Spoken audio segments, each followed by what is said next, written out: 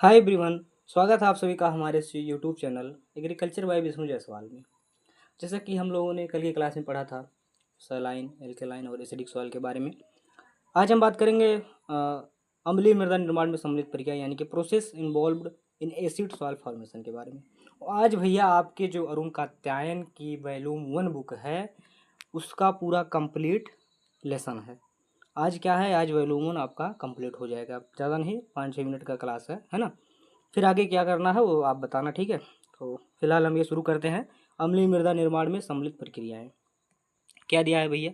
कह रहा है कि अम्लीय मृदा में के निर्माण में निम्नलिखित प्रक्रियाएं सम्मिलित होती हैं। पहला क्या है, लेटराइजेशन है। दूसरा है पोर्जुलाइजेशन है। तीसरा है हल्के जड़ों मृदा से अत्यधिक निछालन यानी कि लीचिंग होता है। चौथा क्या है, चौथा है अंशतः विघटित कार्बनिक पदार्थ युक्त दलदली दशाएं यानी कि मार्सी दशाएं हैं। ये जो है आपके अम्लीय मृदा निर्माण की प्रमुख 4 अवस्थाएं हैं, या किस प्रकार से जो है आपकी अम्लीय मृदा होती है। दिया है भैया, कह रहा है अकरेंस में यानी कि उपस्थिति की बात कर रहा है। कह रहा है कि ब्लैक सॉयल, जिसको वर्टिसोल ऑर्डर के अंतर्गत आती है, ब्लैक सॉयल को छोड़कर सभी वर्गों में अम्लीय मृदा पाई जाती है। यानी कि जो काली सॉयल होती है उसमें कौन जो है आपकी अम्लीय मृदा नहीं पाई जाती, बाकी सभी में क्या पाई जाती है, अम्लीय मृदा पाई जाती है। भौगोलिक स्थिति के अनुसार यह भारत के उत्तर पूर्वी एवं प्रायद्वीपीय क्षेत्र, तटीय मैदानी क्षेत्र, तटीय का मतलब होता है तटीय जलोढ़, पीट मृदा, दलदली मृदा तथा हिमालय क्षेत्रों में मिलती है। अम्लीय मृदा का विस्तृत क्षेत्र असम, मणिपुर व त्रिपुरा राज्य में फैला हुआ है। ठीक है, तो ये अम्लीय मृदाएं की जो है बनने की प्रोसेस थी। लेटराइजेशन हो गया, पोर्जुलाइजेशन हो गया और लीचिंग हो जाता है। इसी तरह से जो है आपकी अम्लीय मृदा का निर्माण होता है। आगे बढ़ते हैं तो आगे दिया है आपका पादप वृद्धि पर हानिकारक प्रभाव। पादप वृद्धि पर हानिकारक प्रभाव यानी कि adverse effect on plant growth. दिया है प्रत्यक्ष प्रभाव के बारे में। क्या कह रहा है, कह रहा है कि H+ आयनों का जड़ ऊतकों पर विषैला प्रभाव होता है, यानी कि प्रत्यक्ष प्रभाव होता है जो दिखाई देता हो, है ना। क्या कहता है कि H+ आयनों का जड़ ऊतकों पर विषैला प्रभाव पड़ता है, ये रूट टिश्यू पर विषैला प्रभाव पड़ता है। और दिया है धनायनों के लिए पादप झिल्लियों की पारगम्यता घट जाती है। जड़ों में क्षारीय एवं अम्लीय अवयवों के बीच का संतुलन बिगड़ जाता है। एंजाइम क्रिया प्रभावित होने पर पौधों पर प्रत्यक्ष हानिकारक प्रभाव पड़ता है। तो ये थे आपके प्रत्यक्ष प्रभाव में। दिया है अप्रत्यक्ष प्रभाव के बारे में। अप्रत्यक्ष प्रभाव की बात कर लेते हैं। तो अप्रत्यक्ष के बारे में कह रहा है कि अम्लीय मृदा में या मिट्टी में फास्फेट का स्थिरीकरण यानी कि फास्फोरस फिक्सेशन हो जाता है। अम्लीय मृदा में फास्फोरस इकट्ठा हो जाता है या जो है फिक्सेशन हो जाता है, जिससे फास्फोरस की उपलब्धता पौधों के लिए घट जाती है, क्योंकि क्या होती है, इसकी मात्रा पौधों में घट जाती है। ठीक है, क्योंकि ऑब्जर्व नहीं कर पाता है फास्फोरस, है ना, ये इमोबाइल है। और कह रहा है कि कैल्शियम और पोटेशियम की बहुत कमी हो जाती है। ठीक है, जिससे पौधों की जड़ों का उचित विकास नहीं होता। जब जड़ के पास क्या होगा, फास्फोरस इकट्ठा हो जाएगा, जो कि मोबाइल है, तो क्या हो जाएगा, तो कैल्शियम पोटेशियम की बहुत कमी हो जाएगी, जिससे जड़ों का उचित विकास नहीं होगा। ठीक है, और कह रहा है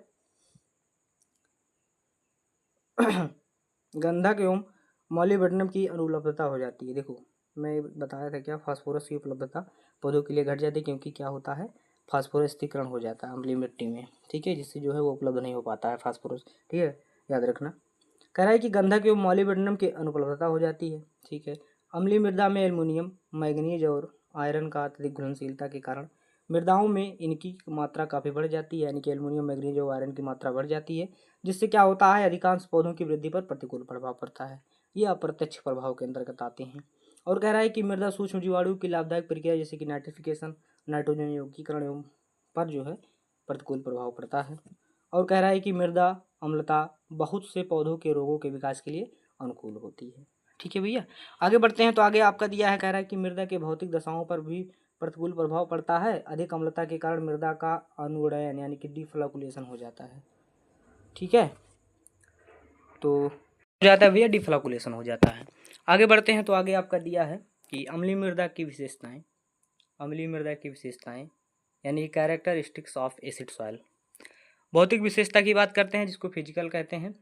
ठीक है, फिजिकल में क्या कह रहा है, कह रहा है कि हल्का गठन हो जाता है, अधिक पारगम्यता यानी कि हाई प्रिमाबिलिटी हो जाती है, निम्न जल धारण क्षमता हो जाता है, निम्न कार्बनिक पदार्थ हो जाता है, और मुख्यतः कैओलिनाइट जैसे कि आपके लिए खनिज, कभी कभी इलाइट की उपस्थिति हो जाती है, जो कि आपके इलाइट क्या है, इलाइट और कैलोनाइट क्या है आपका नॉन एक्सपेंडिंग, ठीक है, सॉरी नॉन एक्सपेंडिंग नहीं है, क्या है ये शायद स्पेंडिंग टाइप का है ना। तो कैलोनाइट और इलाइट क्या है स्पेंडिंग टाइप का है। आगे बात करते हैं भैया, तो रासायनिक विशेषता के बारे में दिया है। रासायनिक विशेषता यानी कि केमिकल के बारे में क्या कह रहा है, कह रहा है कि क्षार असंतृप्त मृदा धनायनों की अपेक्षा अधिक ऋणायन की उपस्थिति हो जाती है। क्रियाशील यानी कि एक्टिव एवं स्थितिक यानी पोटेशियल मृदा अम्लता बढ़ जाती है। पौधों पर Al3 सांद्रता यानी कि एल्युमिनियम की सांद्रता अधिक होने का प्रभाव होता है। आगे दिया है भैया, कह रहा है कि मृदा पीएच यानी पोषक तत्वों की उपलब्धता, और पोषक तत्व होते हैं कौन कौन, अभियुक्ति यानी किस रूप में जो है उपलब्ध होते हैं या अनुपलब्ध होते हैं। लो पीएच पे जो है आपके कौन कौन से होते हैं, एल्युमिनियम होता है, आयरन होता है, मैग्नीज, जिंक, कॉपर, कोबाल्ट, जिसमें जो आल ट्रेस एलिमेंट एक्सपर्ट बी और बोराम और मोलिब्डेनम जो है आपके अनुपलब्ध होते हैं। हाई पीएच की बात कर रहे थे, इसमें मोलिब्डेनम हो जाएगा, nitrogen, potassium, calcium, magnesium, sulphur, ये जो है आपके हाई पीएच पर उपलब्ध होते हैं। All major nutrients expected P, केवल फास्फोरस जो है नहीं उपलब्ध हो पाता है। न्यूट्रल पीएच यानी कि जो है आपके उदासीन जब पीएच हो जाता है तो वहाँ पर जो है फास्फोरस और आपके बोरान की उपस्थिति होती है, ठीक है, और बोरान की उपलब्धता पीएच लगभग 5 से 7 पर होती है। तो ये थी आपकी पोषक तत्व की उपलब्धता के बारे में, ठीक है। आगे बात करते हैं, तो दिया है आपका जैविक विशेषता, बायोलॉजिकल। जैविक विशेषता में क्या कह रहा है कह रहा है कि अम्लीय मृदा में बैक्टीरिया की अपेक्षा फंजाई की संख्या अधिक होती है, ठीक है, क्योंकि फंजाई की आबादी का पीएच पर कोई प्रभाव नहीं पड़ता, बैक्टीरिया का प्रभाव पड़ता है। फंजाई रोग उत्पन्न करते हैं, अम्लता बढ़ने से जैविक पदार्थों का विघटन तथा खनिजीकरण एवं नाइट्रिफिकेशन की दर क्या होती है, घट जाती है, ठीक है। तो क्वेश्चन पूछा जाता है, याद रखना। आगे दिया है भैया आपका अम्लीय मृदा का प्रबंध। अम्लीय मृदा का प्रबंध किस तरह से आप जो मैनेजमेंट करेंगे उसके बारे में बताया गया है। क्या कह रहा है, पहला कह रहा है कि अम्लीय मृदा का प्रबंध 2 तरह से किया जाता है। पहला दिया है मृदा पीएच के अनुकूल उचित फसल या फसल प्रजाति को उगाया जा सकता है, या फिर सुधारक या अमेंडमेंट्स का प्रयोग कर अम्लता को सुधारा जाता है। जैसे आपका दिया लाइमिंग यानी कि चूना का प्रयोग करेंगे, चूने के प्रयोग द्वारा अम्लीय मृदा को सुधार कर फसल उगाया जाता है, जिसका पीएच मान क्या होता है, बढ़ जाता है। लाइमिंग का प्रयोग साधारणतः वैसी मृदा में किया जाता है जिसका पीएच 5.5% होता है या कम, उससे कम होता है। तो ये आपकी मृदा पीएच पे जो है चूना का प्रयोग विधुत या भारी मात्रा में किया जाता है। क्वेश्चन पूछा जाता है कि अम्लीय मृदा में सुधार के लिए हम क्या प्रयोग करते हैं, तो चूना प्रयोग करते हैं, ठीक है। आगे बढ़ते हैं, तो आगे दिया है आपका चूने की आवश्यकता, ठीक है। चूने की आवश्यकता की बात करते हैं, तो कह रहा है कि कम पीएच पर अधिक चूना एवं अधिक पीएच के लिए कम चूने की आवश्यकता। देखो, कम पीएच पर अधिक चूना और अधिक पीएच पर कम चूना की आवश्यकता होती है। साधारणतः 4.8 पीएच के लिए 3.5 टन हेक्टेयर एवं 6.7 पीएच के लिए यानी कि ज़्यादा पीएच के लिए जो है आपके कम चूने की आवश्यकता होती है। 4 टन लगभग 4 टन हेक्टेयर चूना का आवश्यकता होता है। और कह रहा है कि औसतन हाइड्रेट चूना यानी कि CaOH का whole twice at the rate 5 tonne hectare की दर से खेत में मिला दिया जाता है। चूना डालने से और फसल की बुआई का अंतराल कम से कम 2-3 महीने का होता है, यानी कि पहले आप चूना डाल दीजिए, उसके बाद जो है 2 से 3 महीने बाद उसमें क्रॉप उगाइए, ठीक है। तो इस तरह से जो है चूना को डाला जाता है। अब आगे बढ़ते दिया है मृदा में चूना डालने का रासायनिक प्रतिक्रिया। तो ये प्रतिक्रिया बहुत इंपॉर्टेंट नहीं है, इसको देख लेना आप लोग, है ना। कैल्शियम कार्बोनेट से H2U प्लस CO2 क्रिया होती है, CH2 कैल्शियम, ठीक है, कार्बोनेट, ये सब बनता है। आगे दिया सुधार विधि में और क्या क्या प्रयोग करते हैं, तो लाइमिंग में जैसे आपका कैल्शियम लाइम स्टोन जी के CaCO3 जिसका जो है आप 90% से अधिक उपयोग इसी का होता है। कैल्शियम कार्बोनेट या चूना का प्रयोग होता है। डोलोमाइट जिसमें मैग्नीशियम की अधिकता होती है। क्विक लाइम जिसको CaO कहते हैं। स्लैक बुझा चूना जिसका जो है CaOH फोल्ट है, जिसका भी प्रयोग करते हैं। कोरल सेल्ट लाइम, चाक CaCO3, ठीक है, और blast furnace slag CiSO3 and Ci2SO4, और मिसेलियस सोर्स लाइक वुड, ऐसे ये सब जो है आप अम्लीय मृदा में सुधार के लिए कर सकते हैं। आगे दिया है चूने की आवश्यकता, ठीक है। चूने की आवश्यकता अनुसार फसलों का वर्गीकरण, यानी कि जब अम्लीय होगी तब कौन कौन सी जो है क्रॉपें लगाई जाती हैं, ठीक है। तो दिया है कि जब आप अधिक चूने की आवश्यकता होती है तो वहाँ पर हम जो कौन सी क्रॉप उगाते हैं, तो जौ है, सेम है, कपास है, मटर है, सोयाबीन है, चुकंदर है, सूरजमुखी, ये सब जो है ये क्रॉप उगाते हैं जब चूने की आवश्यकता अधिक होती है। और कह रहा है कि मीडियम लाइम रिक्वायरमेंट यानी कि मध्यम चूने की आवश्यकता जब होती है तब वहाँ पर मक्का, ज्वार और तंबाकू, गेहूँ उगाते हैं। लो लाइम यानी कि कम चूने की आवश्यकता जब होती है तो वहाँ पर हम जो है जई, आलू, राई और सरसों जो है उगाते हैं। वेरी लो लाइम रिक्वायरमेंट की बात करें तो अत्यधिक कम चूने की, यानी कि एकदम न्यूनतम कम चूने का सकता हम जो अनानास उगाते हैं। ठीक है, क्वेश्चन ऐसे पूछा जाता है, याद रखना। और कह रहा है कि चाय एवं धान के लिए कितना पीएच रखते हैं, तो 4.0 से लेकर 6.0 तक हम लोग जो है क्या लगते हैं, पीएच रखते हैं चाय और धान के लिए। ठीक है, तो क्वेश्चन ऐसे पूछा जाता है भैया, याद रखना। और अब आपका ये यहीं तक था, वैल्यूम वन अरुण का अध्ययन यहीं तक था भैया। तो इसको जो है आप विधिवत तरीके से पढ़ लीजिएगा। मैंने जो वादा किया था वो पूरा किया है। और जैसा कि ये देख लीजिएगा, लिखा है बधाई हो अरुण का अध्ययन वॉल्यूम 1 सफलतापूर्वक समाप्त हो गया। तो जैसा कि हमने बताया लगभग 55 क्लास लेंगे, इसमें जो है हम आपके वॉल्यूम 1 कंप्लीट करा देंगे। तो हमने अपनी बातों का मान रखा, हमने जो है पूरा यूट्यूब पर 55 क्लास कंप्लीट करा दिया वॉल्यूम 1 का।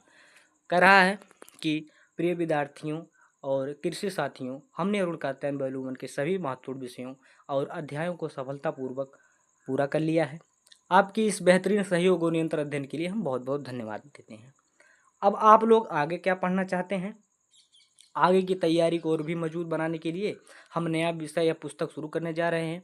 नीचे कुछ प्रमुख विकल्प दिए गए हैं, कृपया कमेंट करके अपनी राय दें।